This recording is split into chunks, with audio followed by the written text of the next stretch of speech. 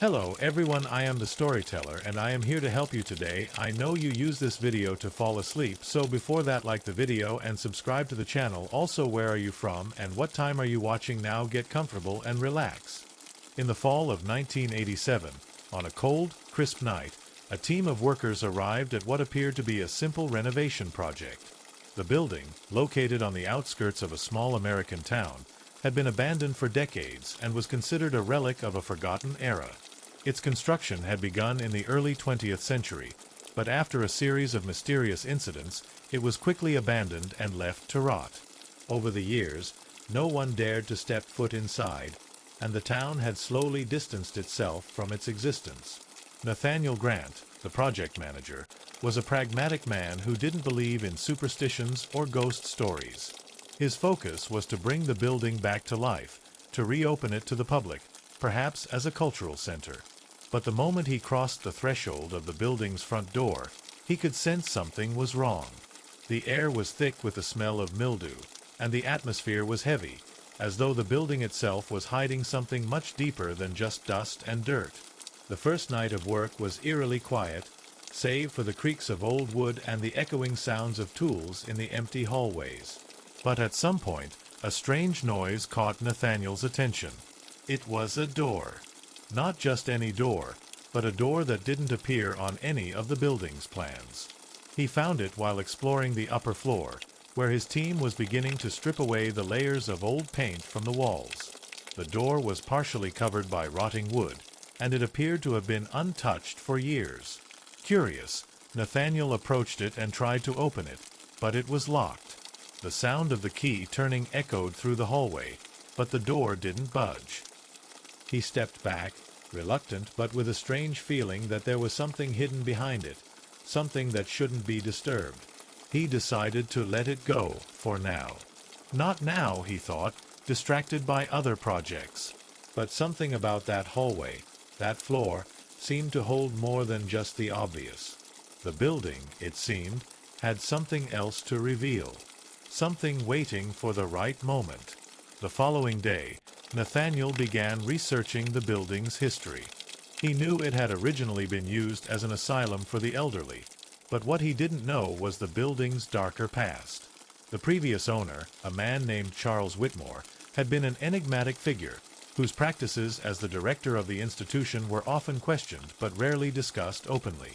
In the weeks that followed, while the crew worked on the lower floors, Nathaniel dedicated himself to uncovering the place's history.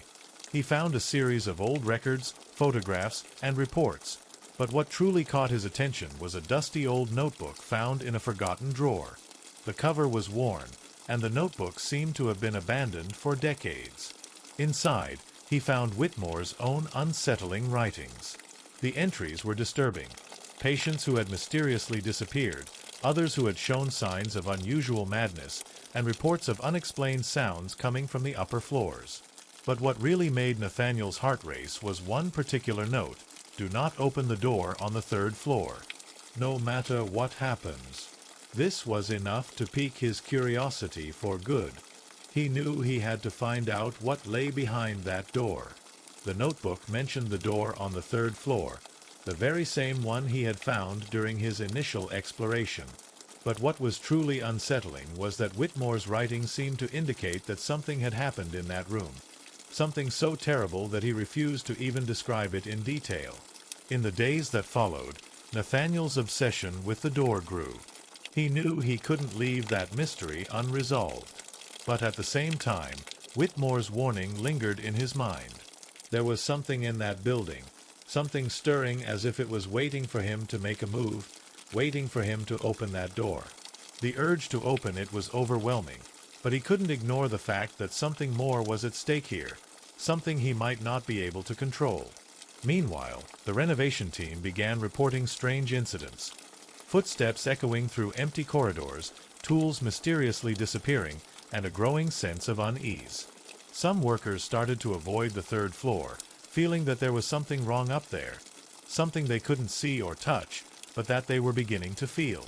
One night, after the day's work was done, Nathaniel decided he would finally confront what lay behind that door. He ascended the stairs with a lantern in hand, his heart pounding. The only sound in the building was the rhythm of his own footsteps. When he reached the door, he felt the weight of the building's history pressing down on him, as if the building itself was holding its breath. He hesitated for a moment, but with a deep breath, he turned the key in the lock. The door creaked open, and what Nathaniel found on the other side was something he could never have imagined. What should have been a simple room was instead cloaked in darkness, the air thick and heavy as though something had been trapped there for generations. There was an old wooden table in the center of the room, papers scattered across it. But what immediately caught Nathaniel's attention was a small chest. It sat there in the middle of the room, heavy and seemingly forgotten. As he approached it, a cold chill swept through him. His hands trembled as he reached for the chest, and when he opened it, a feeling of emptiness washed over him. Inside, he found more papers. But the most shocking item was a photograph. It showed Charles Whitmore, but something was off. Whitmore was staring directly at the camera, his eyes empty in a way that was almost unnatural. Behind him, a shadowy figure seemed to be watching him. Nathaniel's spine tingled with a cold fear. Beside the photo was another key, a key that seemed to fit another door, one deeper and more hidden within the building. Nathaniel quickly closed the chest, but as he did, he felt a presence behind him. He turned around, but the room was still. The air had changed, though. It was thicker now, the shadows more intense, and somewhere in the distance he felt that something was watching him, something that should never have been uncovered. The third-floor door had been opened. But what Nathaniel didn't know was that he had just unleashed something that should never have been set free. The next step would be the most dangerous one yet. The building's secret was beginning to reveal itself, and the horrors of its past were about to reach those who dared to uncover them. The discovery of the chest and the key was just the beginning of a path that, until now, no one had dared to follow. The discovery of the hidden room on the third floor, with its strange chest and unsettling photograph of Charles Whitmore, marked only the beginning of the mystery. Nathaniel Grant, now deeply entangled in the history of the building, was driven by an insatiable need to understand what had happened here, what had been hidden away for so long. But the door he had opened, the one with the mysterious warning, was just a fragment of a much larger and darker story. Nathaniel knew that the strange photograph and the key he had found could lead him to answers. The photograph, though unsettling, seemed to hold a significant clue about Whitmore's involvement in the institution's grim history. Whitmore's gaze in that picture, cold and vacant, seemed almost too aware of something lurking in the shadows, something that Nathaniel hadn't yet uncovered. As he returned to the building's archives, Nathaniel hoped that more records would help him piece together the puzzle. Days passed, and his obsession grew stronger. The more he looked into the past of this building, the more unsettling the truths became. Whitmore's name was present in every document, every report, but they were not the ordinary records of an asylum director. These papers told of strange occurrences, disappearances, and patients who spoke of visions, whispers, and shadows that moved where no one should have been. One evening, while combing through the records, Nathaniel found something extraordinary. Another notebook. This one wasn't hidden away in a dusty drawer or forgotten in an old chest. It was out in the open, sitting on top of a pile of papers, almost as if it had been waiting for Nathaniel to find it. The notebook had the same worn leather cover as the first, but the pages inside were different. They weren't filled with clinical notes or medical terms. Instead, they were filled with the ramblings of a man who had slowly begun to lose his grip on reality. Charles Whitmore's handwriting, once neat and precise, had deteriorated over the years. The pages were filled with a frantic energy that seemed to mirror the unraveling of Whitmore's mind. The entries were terrifying, but what struck Nathaniel most was how they seemed to document events that occurred on the very floors of the building he was now restoring. Whitmore's first entries described the building's construction and the influx of patients, many of whom were elderly individuals suffering from various forms of dementia or mental illness. But as the entries progressed, they became darker, more erratic. Whitmore wrote about strange occurrences in the building. Patients who claimed to hear voices, shadows that seemed to flicker at the edges of their vision, and the unnerving sensation that something in the building was watching them. The unsettling part of these early entries was how Whitmore dismissed them. At first, he wrote them off as the delusions of the mentally ill, a product of their deteriorating minds. But slowly, over time, his tone changed. The entries became increasingly obsessed with these phenomena. One of the most disturbing passages Nathaniel found detailed Whitmore's encounter with one of the patients, a woman named Helen, who had been confined to the institution after being found wandering the streets in a confused state. Helen, according to Whitmore's journal, had claimed that she was being watched by something in the walls, something that had been there long before the building had been constructed. The journal entry described how Whitmore had laughed off her claims at first, but began to wonder if there was some truth to them. Over time, the entries became more fragmented, and Whitmore's reports started to mix observations with his own creeping fear. He began documenting the feeling of being watched in the hallways, the growing sense of unease he felt at night, and his increasing inability to sleep. But what Nathaniel found most chilling was Whitmore's final entry, written in what appeared to be a frantic scrawl. It read, "The door must remain closed. The thing behind it is not of this world. It will not stop until it is free." The finality of that statement sent a shiver down Nathaniel's spine. What door was Whitmore referring to? Had he known of a danger beyond the hidden door Nathaniel had opened? Could it be the same door that held the chest with the key, the one that led to even deeper, more dangerous secrets? Nathaniel felt the weight of the building's past pressing on him. It was as if Whitmore's words were echoing through the halls, reaching out to him, urging him to stop, to leave the mystery buried where it belonged. But Nathaniel was no stranger to solving puzzles. The more the building seemed to resist, the more determined he became. The warning in Whitmore's final journal entry was clear. Something had been locked away, and it had remained hidden for a reason. The following night, Nathaniel returned to the third floor. He couldn't shake the feeling that he was being drawn back there, as if the building itself was calling him to finish what had been started. The key he had found in the chest burned in his pocket, a constant reminder that there was more to uncover. This time, he had no intention of turning back. He approached the hidden door once again, heart racing. The key fit perfectly in the lock, and with a deep breath, he turned it. The door opened with a reluctant groan, as though it too was unwilling to reveal its secrets. But Nathaniel wasn't ready for what he would find on the other side. The room was larger than he expected, its walls lined with shelves filled with old, yellowed books and papers. But there was something even more unsettling about this room. The air was thicker here, as if the space itself held its breath, waiting for something to happen.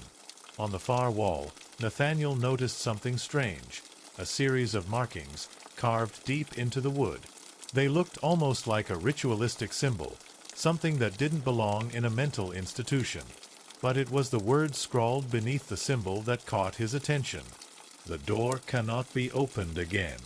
Nathaniel felt a chill run through him. The room seemed to pulse with a strange energy, and as he stepped further inside, the temperature dropped. The air grew heavier, as if something was waking up, something that had been locked away for far too long. He could hear a faint whisper, barely audible, but unmistakably present. It came from deep within the room, from somewhere he couldn't quite pinpoint.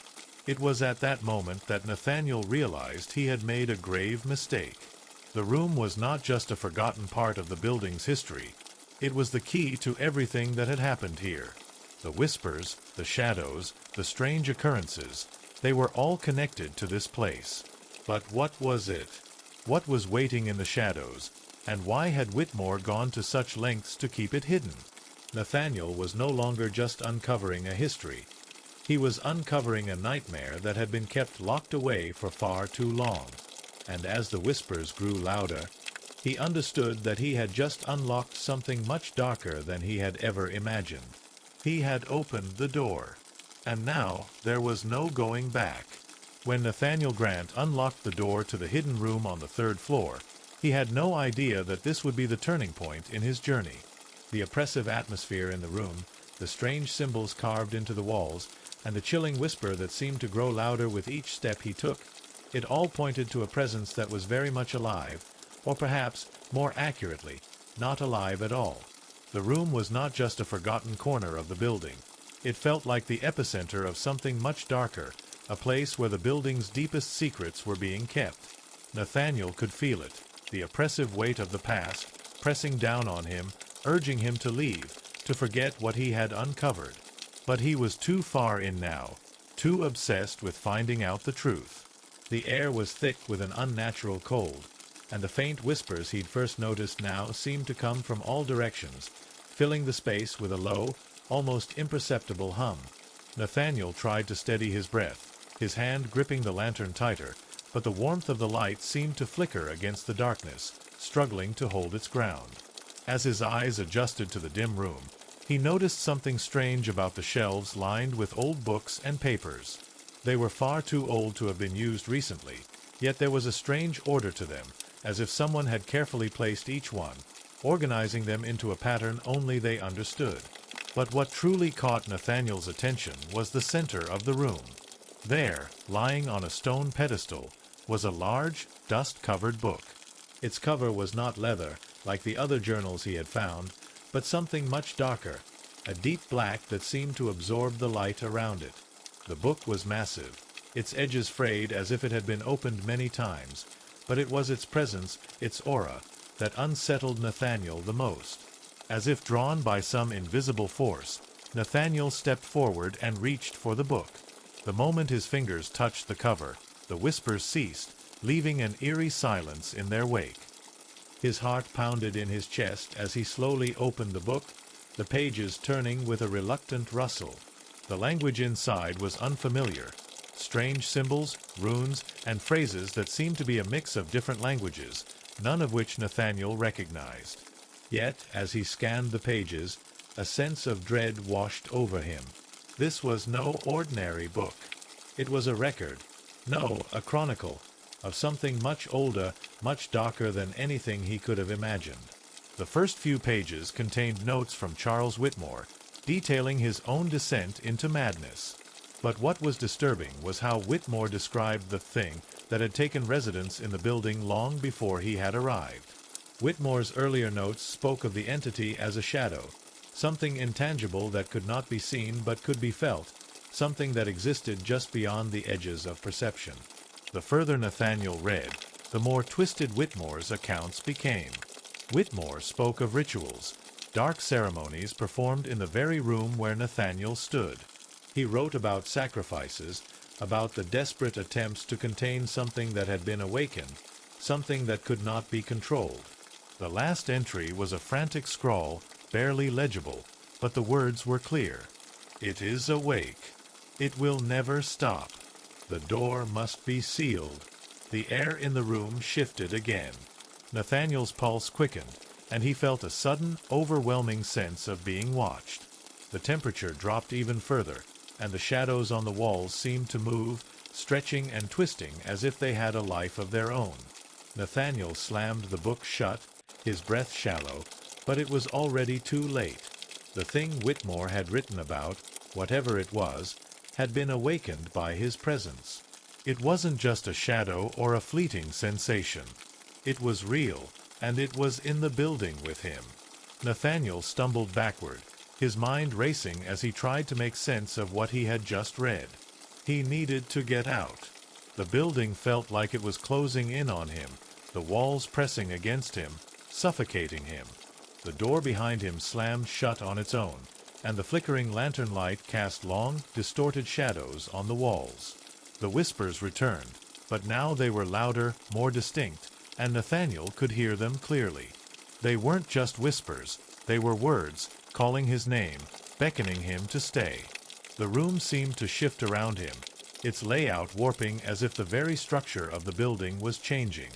Nathaniel turned, his heart racing, and saw the outline of something, a figure vague and indistinct, lurking in the corner of the room. Its presence was not one of sight, but of feeling. It felt like a weight on his chest, like an oppressive force that surrounded him, trapping him in the space. Nathaniel's mind began to unravel. He didn't know what to believe anymore. Was it the building itself driving him mad? Or was there truly something here, something that had been waiting for years, centuries, to be awakened? The notes from Whitmore, those final words, the warnings, the rituals, had they all been for nothing? Had the entity been set free? And if so, what would it do now? Desperately, Nathaniel rushed for the door, but the room seemed to stretch farther than he remembered, and the more he ran, the further the door seemed to get. His footsteps echoed through the space, but the whispers grew louder, filling the room with an unbearable sound. The figure in the corner shifted, and for a split second, Nathaniel saw its eyes, empty, hollow, black as night. He reached the door, his hand trembling as he turned the knob, but it wouldn't budge. The building was holding him in, locking him in the room with the entity. It had no intention of letting him go. Nathaniel turned in desperation, his back pressed against the door as the room seemed to close in around him. The shadows crept closer, their forms becoming more defined, and Nathaniel felt a cold, unyielding hand brush against his shoulder. The whispers surrounded him, louder now, and the air seemed to pulse with a rhythm, as if something was breathing in time with him. In a final act of defiance, Nathaniel grabbed the lantern, throwing it against the wall, hoping the light would somehow banish the darkness. But as the glass shattered and the fire flared, the shadows seemed to consume it, growing darker and more intense. The last thing Nathaniel saw before the room swallowed him whole was the figure in the corner, no longer a vague silhouette, but a solid form, moving toward him with a slow, deliberate pace. The door had been opened, and the thing Whitmore had warned about was free. Now Nathaniel was trapped, just as Whitmore had been, just as everyone before him had been. But what would happen next? What would this entity do now that it had been awakened after so many years of slumber? The answers were closer than ever, but so was the horror. Nathaniel Grant's escape from the hidden room on the third floor should have marked the end of his investigation. The building, once thought to be a simple relic, had become something far more sinister. The presence he had felt was real, undeniable. It was not merely a figment of his imagination. It was something that had existed for generations, something that had been locked away, until now. But despite the terror that gripped him, Nathaniel couldn't shake the need to understand. The building's history, the strange symbols, the ancient book, and Charles Whitmore's cryptic warnings, each thread of the mystery seemed to be pulling him deeper into its web. The whispers, the feeling of being watched, the shadows that moved and stretched, none of it was coincidence. And as much as he wanted to leave and never return, Nathaniel knew he couldn't. He had opened the door, both literally and figuratively, and now there was no turning back. The following days were a blur for Nathaniel. He couldn't sleep. Every time he closed his eyes, the dark figure from the room would appear in his mind's eye, its hollow gaze, the overwhelming sense of dread. The echoes of the whispers still rang in his ears, their words barely audible, but their intent unmistakable. And as he tried to continue his work on the restoration project, the building seemed to grow more oppressive with every passing hour. The walls felt closer, the air heavier, and every corner of the building seemed to watch him. Desperate for answers, Nathaniel returned to the archives, hoping to uncover something, anything, that could explain what he had encountered. As he sifted through more of Whitmore's notes, he discovered a pattern in the director's writings. The rituals, the strange symbols, and the references to an entity had been a part of the building's history long before Whitmore had taken charge. The earlier entries, written in Whitmore's own hand, were filled with fear of what had been awakened, and of the inevitable consequences of unleashing it. But what was the entity? What was this presence that had lingered in the shadows, waiting to be freed? Nathaniel's investigation led him to an even darker truth. As he dug deeper, he found references to the building's original purpose, before it had become an asylum. It had once been a place of worship, built by a group of religious zealots in the early 1800s. Their beliefs were rooted in ancient rituals, rituals designed to commune with forces beyond the earthly realm. They believed in an entity, a being of great power, one that could be summoned and bound to their will. But as Nathaniel read the old accounts, he realized that something had gone terribly wrong. The ritual had failed, and the entity they had summoned had not been bound. Instead, it had been released into the world. The zealots had built the building to contain the entity, to keep it imprisoned for eternity. But over time, as the building changed hands and its original purpose faded from memory, the rituals and warnings were forgotten.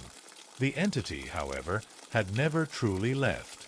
It had waited, trapped within the walls of the building, growing stronger with each passing year. Nathaniel knew he had to learn more about the rituals that had been performed, about the rites that had been intended to bind the entity. The more he uncovered, the more it became clear that the building itself was designed as a prison for something far darker than any human mind could fathom.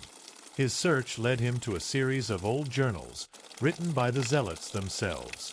These journals detailed the rituals performed in the building's earliest days. They spoke of sacrifices, human sacrifices, offered to the entity in exchange for power and protection. These sacrifices were meant to bind the entity, to keep it confined to the building and prevent it from spreading its influence beyond. The rituals were complex, involving symbols, incantations, and the offering of life force to the entity. But despite their efforts, the entity remained restless, its power growing with each ritual, each offering. What struck Nathaniel most was a specific entry, one that mentioned the door he had opened. It described a final, failed attempt to contain the entity, a ritual that had gone horribly wrong.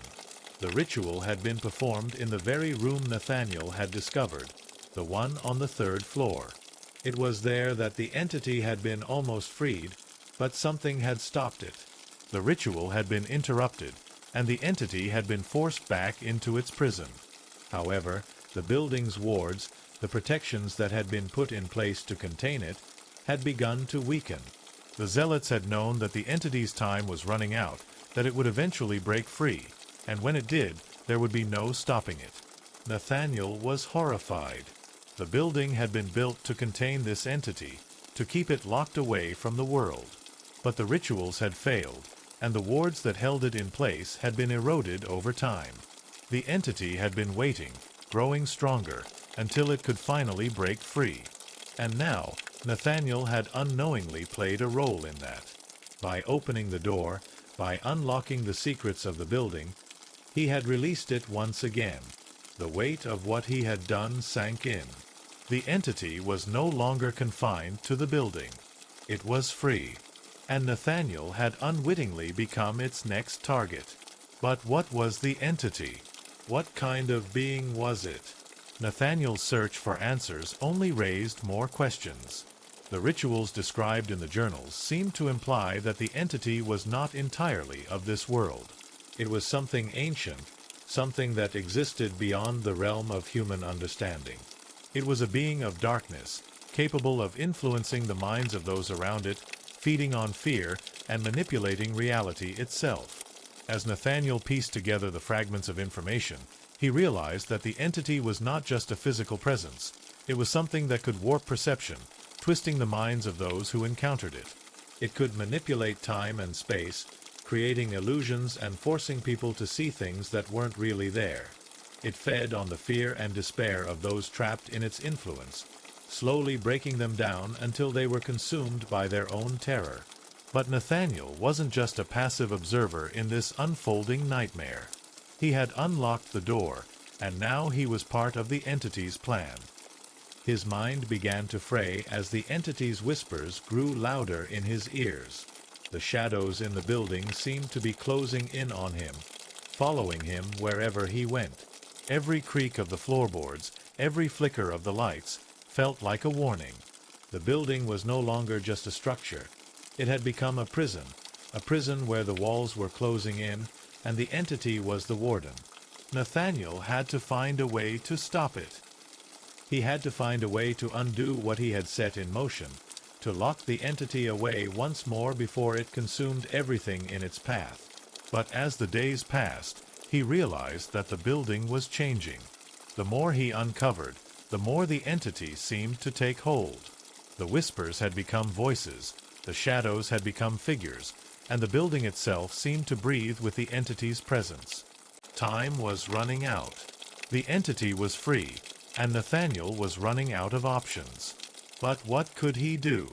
What could anyone do against a force that existed beyond understanding, a force that had been waiting for centuries to be unleashed? The answer, Nathaniel realized, was something far worse than he could have ever imagined.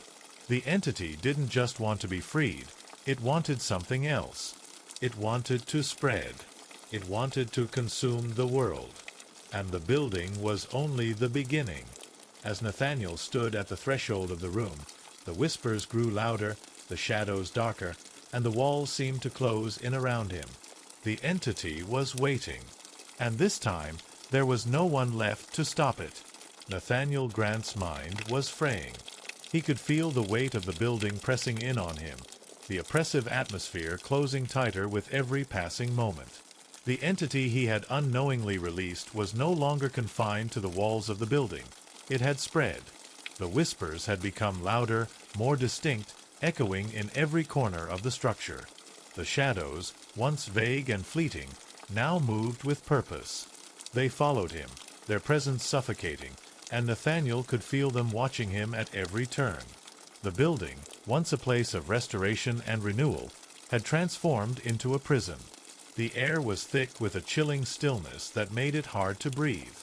Every step Nathaniel took felt like a journey into the unknown, a descent deeper into something he could neither understand nor escape.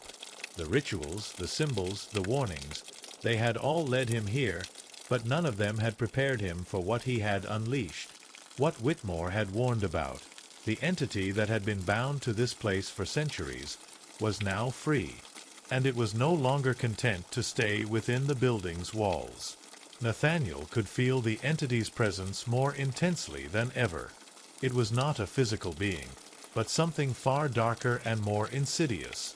It existed in the corners of his vision, in the flickering of the lights, in the subtle movements of the shadows.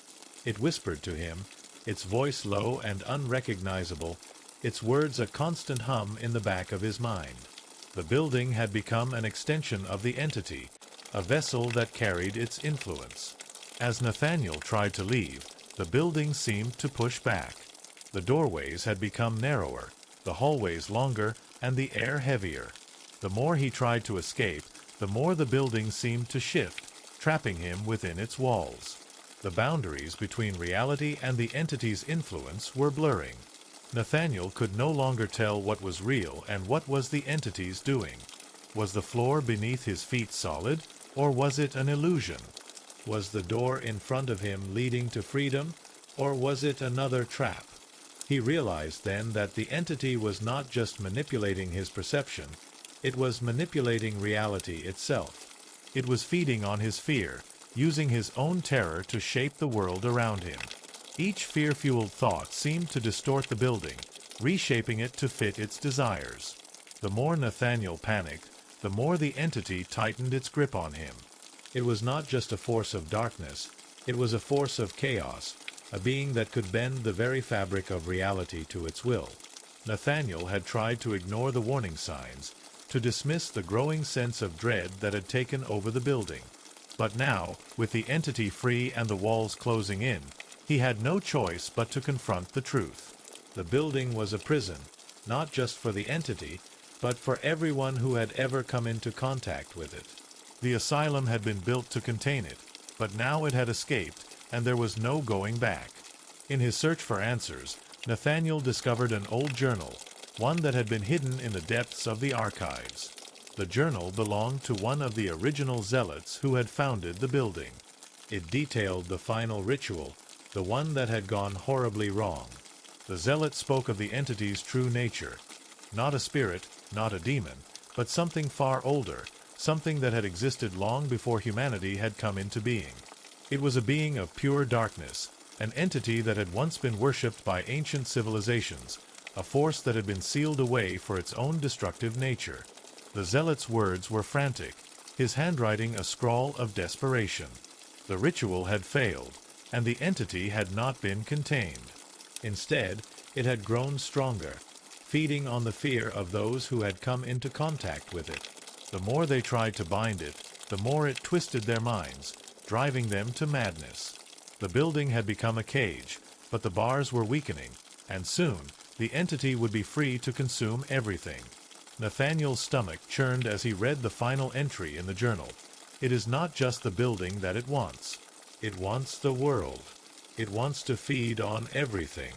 We have made a terrible mistake. If you are reading this, you have already failed. The entity is awake. It will not stop. It will never stop. Nathaniel slammed the journal shut, his breath ragged. The realization hit him with full force.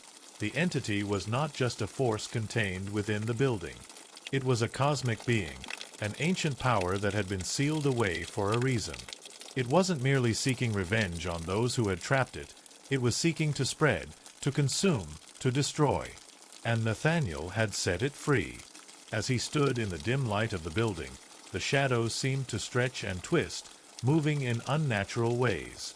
The whispers were louder now, louder than ever before, and Nathaniel could hear the words clearly in his mind. You cannot escape. You cannot stop us. We are free. The walls began to shake, the air vibrating with an otherworldly force. The building groaned, as if it were alive, as if it were part of the entity, a vessel for its power. The floor beneath Nathaniel's feet cracked, and the ceiling above him creaked as if it were about to collapse. He could feel the building closing in, the pressure mounting. The entity was growing stronger, feeding off the fear, feeding off the chaos. Nathaniel ran, but the hallways stretched endlessly before him. The more he ran, the more the building seemed to warp and shift, twisting and contorting into new, terrifying forms. The doors were locked, the windows barred, and the shadows followed him, closing in on him with every step. He could feel the entity's influence suffocating him, pressing down on him, making it impossible to breathe. He had to find a way out. There had to be a way to stop this, to contain the entity once again. But as Nathaniel's mind raced, he realized the truth. The entity was not something that could be stopped. It was a force beyond human comprehension, a being that had existed long before the building had been constructed, and it would exist long after the building had crumbled to dust. The only question that remained was whether Nathaniel could find a way to survive, or if he, too, would become just another part of the entity's dark history. The building had already taken so much from him, and now it was threatening to take everything. But there was still a chance, however slim. The final rituals, the ones that had been abandoned, were still buried somewhere in the building. Could they be performed again? Could they contain the entity once more, or was it too late? As Nathaniel looked around the crumbling building, he realized one terrible truth. The entity had always been a part of this place. And now it was the building itself, its walls, its halls, its very structure, that had become the ultimate prison. Nathaniel's only hope was to find the answer before the entity consumed everything, before it spread beyond the building's walls and into the world. The whispers grew louder, the shadows darker, and Nathaniel knew that time was running out. The entity was close, and its hunger was insatiable. What would he find next? What terrible truths were still hidden in the building's depths? Only time would tell. The building was no longer just a place. It had become an extension of the entity itself. Nathaniel Grant, once an eager architect, had become a man on the edge of madness. His body had grown weak from exhaustion, his mind frayed by the horrors he had witnessed. The walls pressed in on him, the air thick with the whispers of the entity, and every flicker of light seemed to draw the shadows closer. The very structure of the building seemed to breathe, its foundation groaning under the weight of something far darker than anything Nathaniel had ever imagined. In the midst of this chaos, one thought consumed him. The entity was not merely an ancient power. It was a force of destruction, a force that would continue to spread unless it was stopped. And it could only be stopped through the rituals that had once bound it, the rituals that had been abandoned long ago. The final, failed ritual had been performed in the very room he had discovered on the 3rd floor. The door had been opened, and with it, the entity had been set free. But could the ritual be performed again? Was there a way to contain the entity once more, to lock it away and prevent it from consuming everything? Nathaniel's search for answers had led him to a disturbing realization. The building itself had become part of the entity's prison. Its walls, its structure, had been designed to hold the entity in check, but as time passed, the wards had weakened, and the entity had grown stronger. The more Nathaniel learned about the rituals, the more he understood that they were not just about containing the entity. They were about binding it, about forcing it to remain in its prison. But the ritual could only be performed once the entity had been weakened, once its power had been sapped by fear, by suffering. And the entity was not easily weakened. It fed on fear, it thrived on terror, and the longer Nathaniel remained in the building, the stronger it became. He could feel it closing in on him, its presence growing with every passing minute. The walls seemed to move, the floor creaked beneath his feet, and the air grew colder, heavier. The shadows seemed to stretch and grow, wrapping themselves around him like a suffocating blanket. But Nathaniel knew what he had to do. The final ritual was his only hope, the only chance to stop the entity before it spread beyond the building and into the world. But first, he needed to find the missing piece of the puzzle, the final component that would make the ritual whole. He returned to the archives, scouring the old journals and manuscripts for any clues that could guide him. The more he searched, the more it became clear that the final ritual was not something that could be performed by just anyone. It required a specific sacrifice, a specific offering, one that would bind the entity once and for all. But the cost of that sacrifice was high, too high for any man to pay. Nathaniel's hands shook as he read the final entry in one of the journals. The words were clear, but the meaning was unsettling. The ritual must be performed by one who understands the darkness. The offering must be made willingly, for it is the only way to sever the entity's hold on the world. The price is your soul. But if the offering is made in fear, the entity will consume everything. The journal entry was a warning, but it was also a challenge. Nathaniel knew what he had to do, but he also knew the risks. To perform the ritual, to bind the entity once more, he would have to make the ultimate sacrifice. His own soul. The entity could not be defeated by force alone. It had to be bound through the ritual, through an offering of pure will, and only then would the entity be sealed away. The decision was his. But the fear, the terror that had haunted him since the moment he opened the door, made it impossible to know if he could truly face the entity. Could he confront it? Could he bind it, knowing the price he would have to pay? The building had become his prison. The entity had become his tormentor. But Nathaniel understood now. There was no way out. There was only the ritual, the final act that would either bind the entity forever or unleash it on the world. With trembling hands, Nathaniel gathered the materials, the symbols, the incantations, the offerings. He knew he had little time. The entity was growing stronger with each passing moment. He could feel it watching him, its presence pressing in on him from every direction. The whispers were louder now, clearer, their voices pulling him toward the 3rd floor room, toward the final ritual. As he made his way to the room, the air seemed to grow heavier, the shadows darker. The floor beneath him groaned, as if the building itself was resisting his every step. But Nathaniel pressed on, determined to finish what he had started. He had to stop the entity, no matter the cost. The room was as he remembered it, the symbols carved into the walls, the stone pedestal in the center, the book that had once held the key to the entity's power. The final ritual was drawn in the air, etched into the very fabric of the room. The symbols glowed with a faint, eerie light, and the air was thick with a palpable sense of dread. The entity was here. It was waiting. Nathaniel set the materials down in the center of the room and began the incantation, his voice trembling but resolute. As the words left his lips, the shadows seemed to grow stronger, thicker, as if they were reaching out to engulf him. The whispers grew louder, their voices twisting in his mind, but Nathaniel pressed on. He had no choice. He had to complete the ritual. As the incantation reached its crescendo, the air around him seemed to crackle with energy. The shadows writhed, and the entity made itself known, its presence overwhelming, its power palpable. Nathaniel could feel it closing in on him, its cold fingers brushing against his skin, its voice whispering in his ear, urging him to stop, to turn away, to let it consume him. But Nathaniel did not waver. He continued the ritual, his voice steady despite the fear that gnawed at his soul. The entity roared in anger, its power surging, but Nathaniel's will was stronger. He offered his soul willingly, knowing that this was the only way to seal the entity away.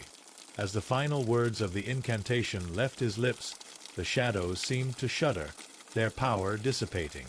The building groaned, its foundation shaking as if it were fighting against the force that had just been unleashed.